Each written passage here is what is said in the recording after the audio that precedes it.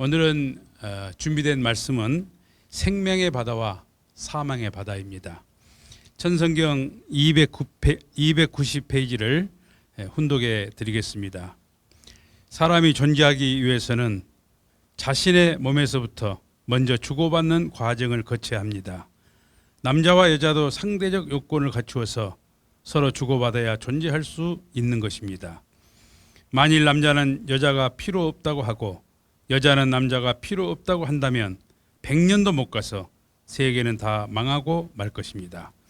사람이 존재하기 위해서는, 즉 주고받기 위해서는 상대를 필요로 하기 때문에 지금까지 남자와 여자가 서로 사랑하며 가정을 이루어왔던 것입니다. 천지 만물을 창조하신 하나님께서는 아담과 해와를 당신의 파트너로, 당신의 가장 사랑하는 자녀로 지으셨습니다.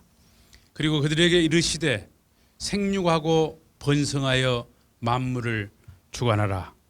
바다의 고기와 공중의 새와 땅에 움직이는 모든 생물을 다스려라. 이렇게 세 가지의 축복을 허락하셨습니다. 창세기 1장 28절의 말씀처럼 이 3대 축복을 이룰 때 우리는 하나님의 소망을 이루게 되는 것입니다.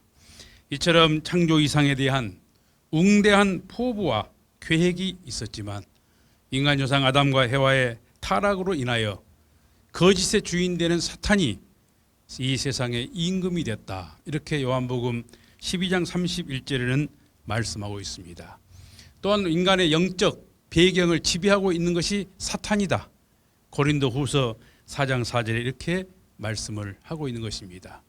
이처럼 타락함으로 말미암아 이 세상의 악한 주권이 그리고 영적 배경을 지배함으로 말미암아서 우리는 서로를 사랑하기보다는 미워하고 시기하고 질투하는 그런 문화를 가지게 되었습니다. 타락한 세계는 어떤 세계일까요? 무엇이든지 자기가 중심이 되는 세계입니다.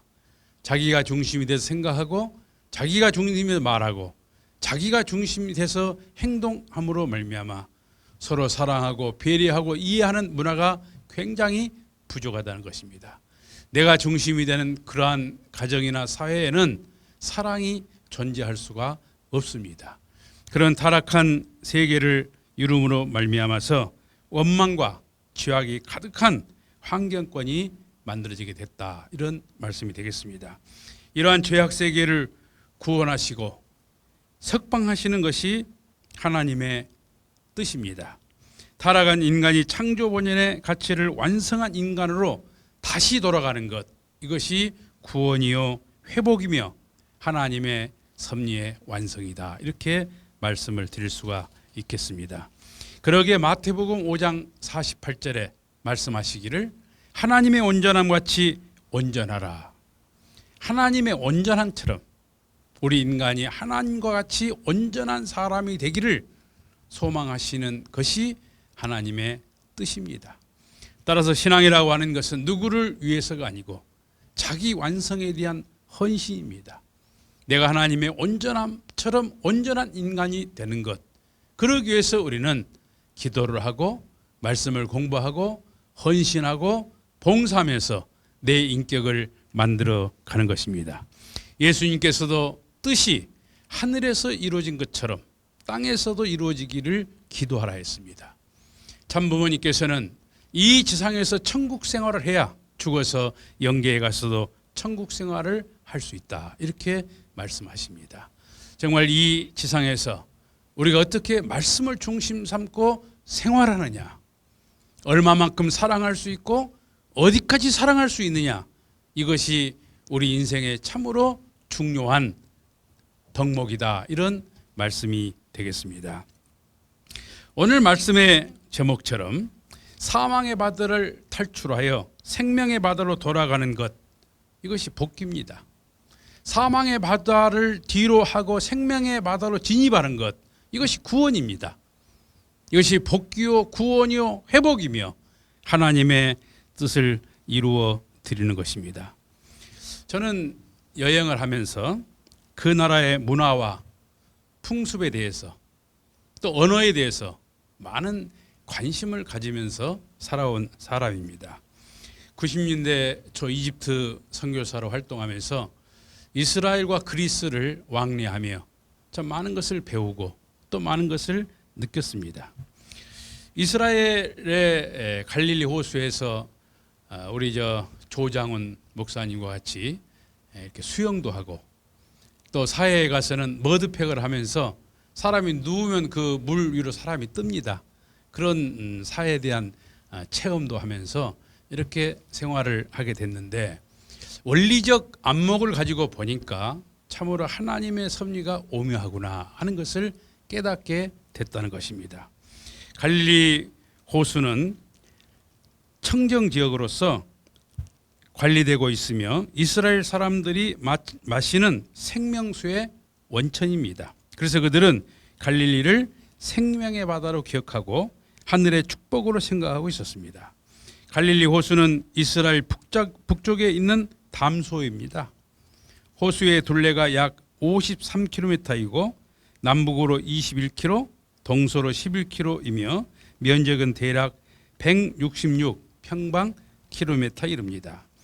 갈릴리 호수는 레바논 산맥인 헬몬산과 변화산에서 물이 흘러들어와 갈릴리 호수에 담기게 됩니다.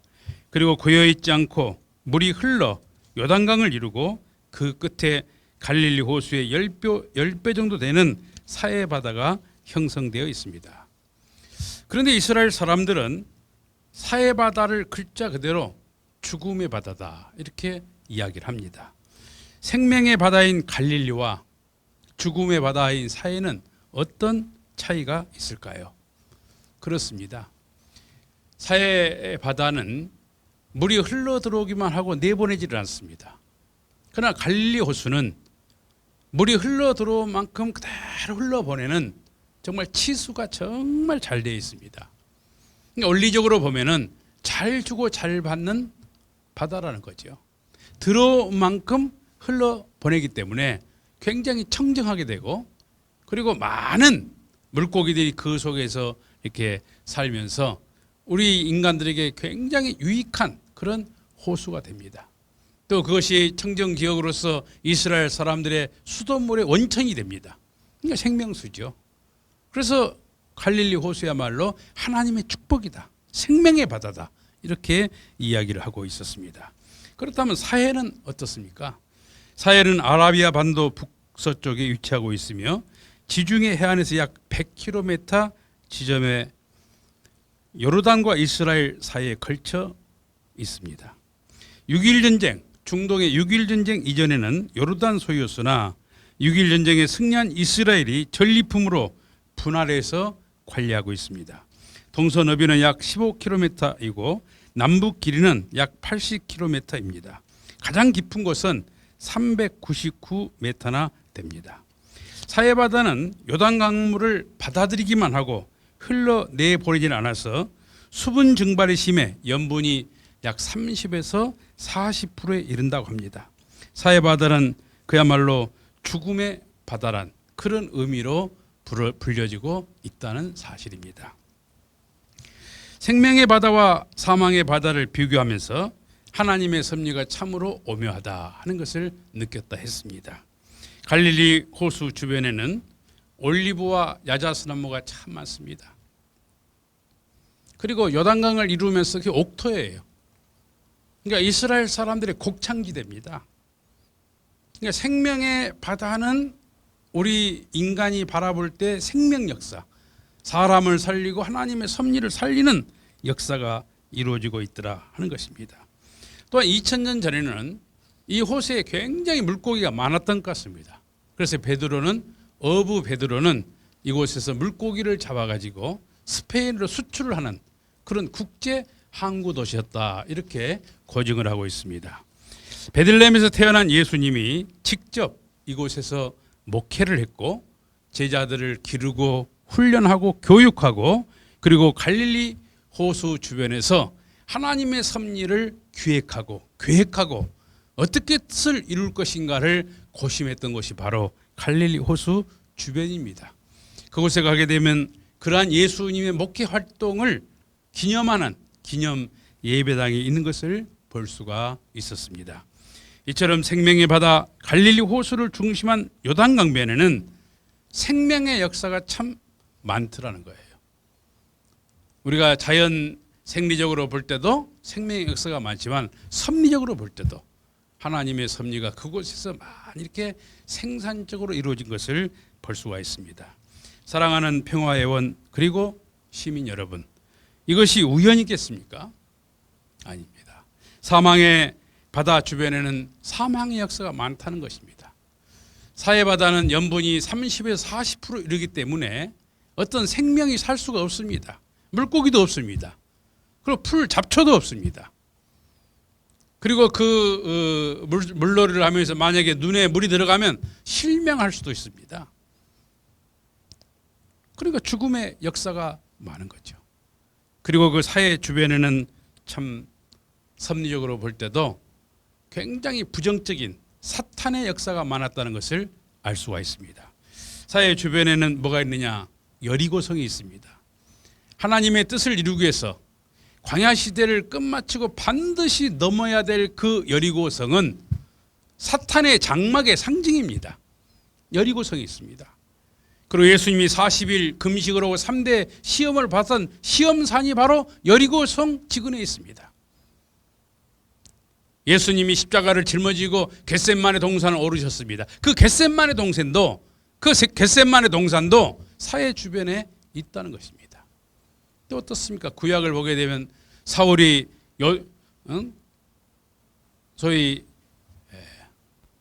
사울이 다윗을 죽이기 위해서 뒤쫓습니다.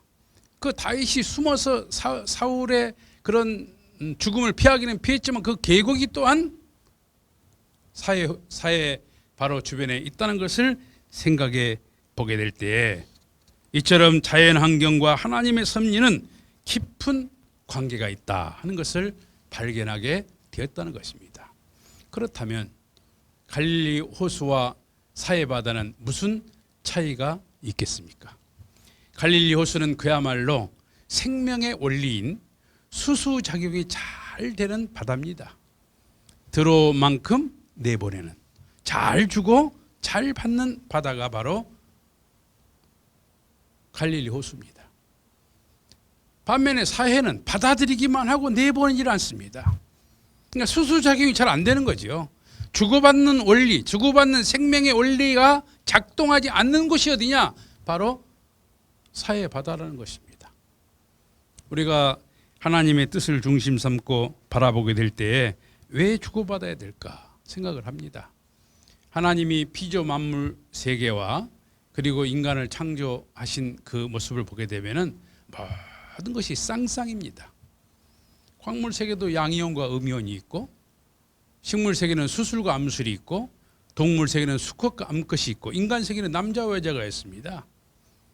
요즘에 젠더 갈등에 의해 가지고 남녀 간의 갈등이 많지만은 사실 하나님의 창조 원리를 알게 되면 이 문제는 자연스럽게 해소됩니다.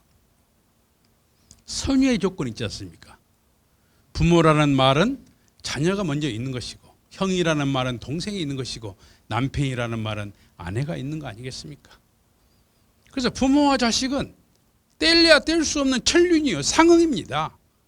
남편과 아내는 서로 잘 주고받음으로 말미암아 하나 되어서 하나님의 뜻을 이루고 행복을 이루어야 되는 그런 상대적 관계지, 서로 배척하고 누가 잘나냐 누가 우월하냐 이걸 따지는 관계가 아닙니다. 수술과 암술에 서로 잘 주고받지 않으면 식물세계가 번식을 못합니다. 수컷과 암컷이 주고받지 못하면 동물세계는 끝장납니다.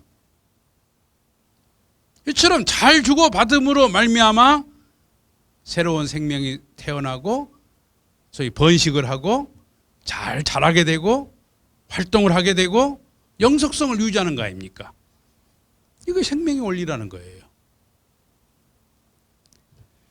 잘 주고 잘 받음으로 말미암아 작용하게 되고 그 작용의 힘으로 말미암아 성장, 번식, 발전, 존재, 생존을 하게 된다 하는 말씀이 되겠습니다. 성인병은 무엇이겠습니까? 많이 잡숫기만 하고 그것을 소화를 못하면은, 그걸 발산을 못하면 몸속에 거의 쌓여서 성인병이 되는 거 아니겠습니까? 그러니까 많이 드신 것만큼 에너지를 섭취한 만큼 에너지를 발산해야 건강한 사람이 됩니다. 우리가 교회에서 말씀을 많이 듣고 삽니다. 특히 원리를 많이 들으신 분들은 머리가 좀 많이 커집니다. 그러니까 머리가 커져 있기 때문에 그 말씀대로 내가 헌신하고 봉사하고 실천할 때 가슴이 풍요로워집니다. 그런데 머리로만 이해를 하고 그걸 실천하지 않으면 어떤 사람이 될까요? 그 원리를 가지고 사람을 비판하고 이성적으로 판단하고 그 은혜가 없는 거죠.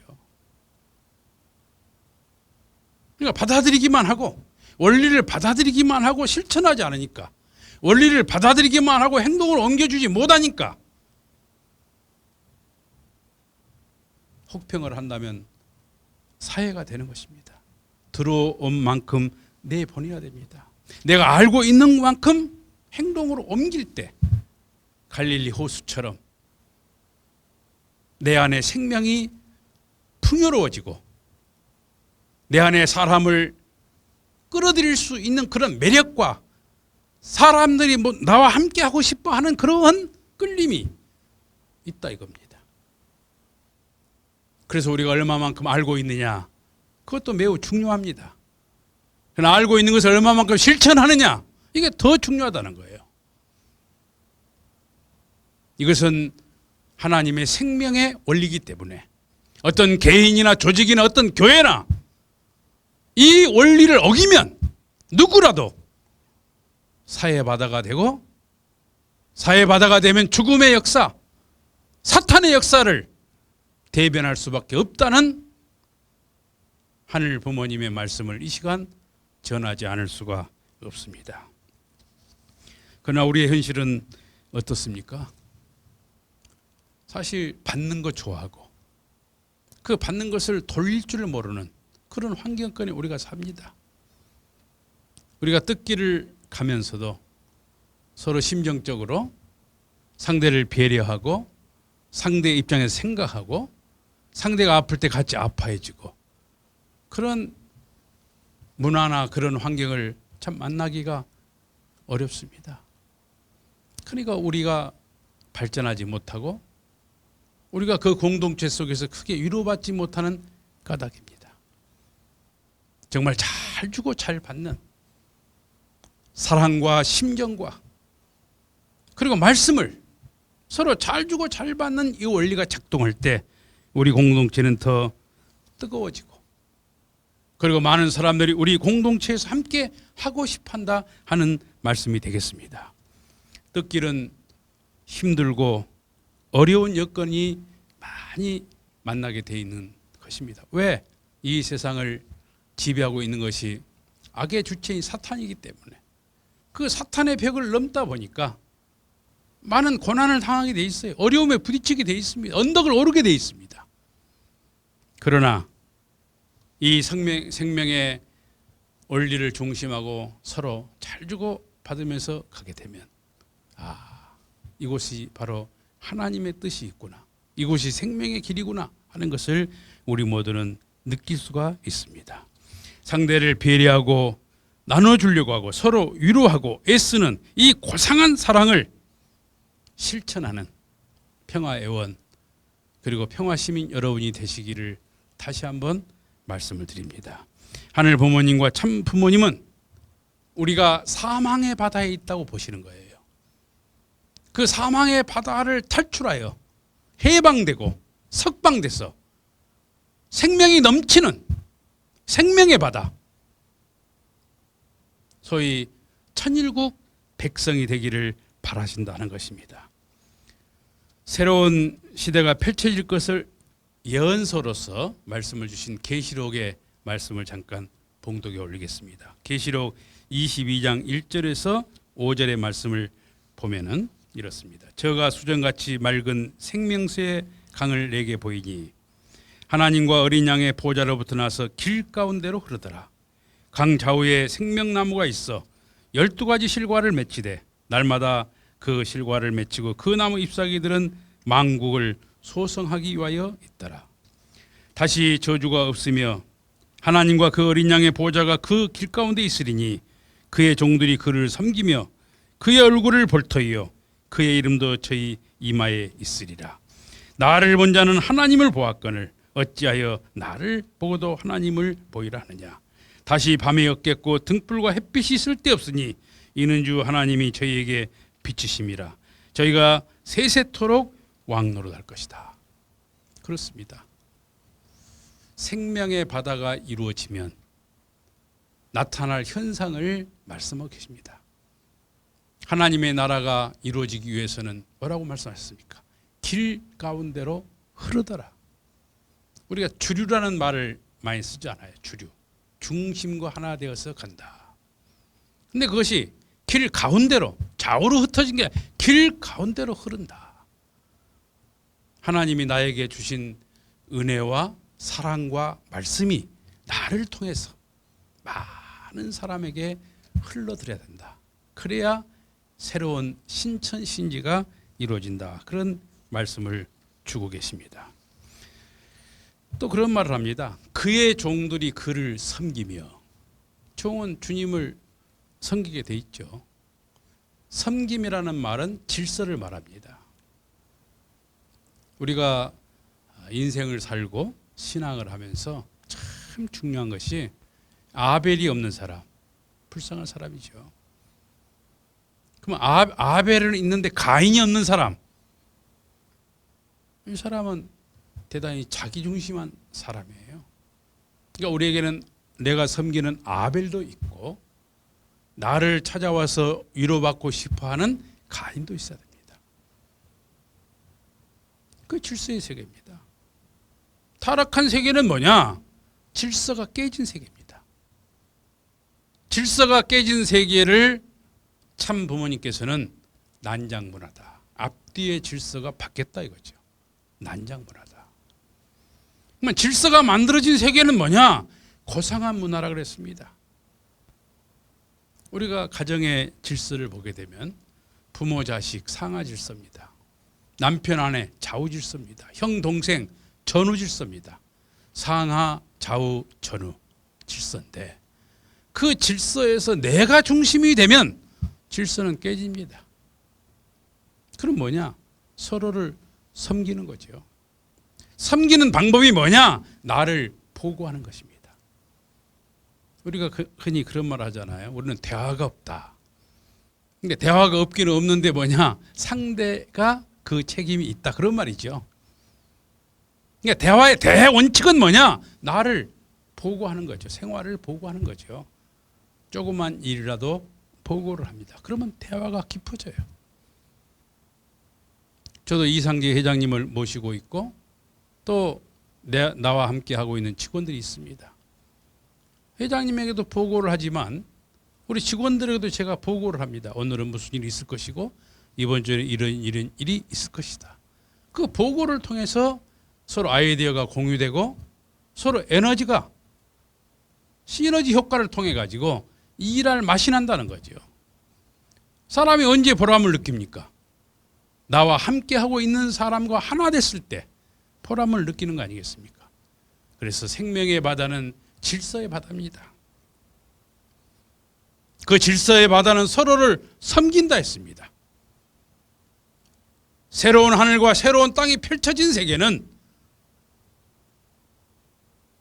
물이 길 가운데로 흐르고 종들이 주를 섬기듯이 서로 섬길 것이며 영영 세세토록 무너지지 않는 왕국이 이루어질 것이며 그 왕국에서 왕노릇을 하게 될 것이다. 하나님은 만왕의 왕이십니다.